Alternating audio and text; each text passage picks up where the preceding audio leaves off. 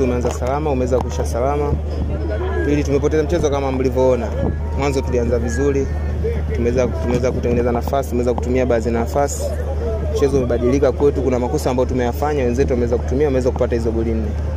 KMC hamko kwenye hali nzuri na bado mnaendelea kupambana. Shida ni nini hasa na naomba nini wapenzi wa soka kuhusiana na KMC msimu huu?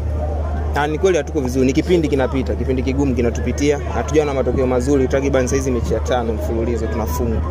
Kwa hiyo tunarudi kwenye uwanja wa mazoezi, tunakaa chini na walimu, tunaangalia wapi tunakosea karibu kila mechi.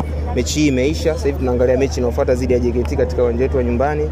Tunawaahidi mashabiki wetu wa KMC pamoja na wadau wote wa mpira tutafanya vizuri katika mechi zote zinazofuata. Nini kiliwapoteza kipindi cha pili? Kwa sababu kipindi cha kwanza mlianza vizuri sana, lakini kipindi cha pili concentration, umakini ulipungua. Kwa nini mpunguza umakini?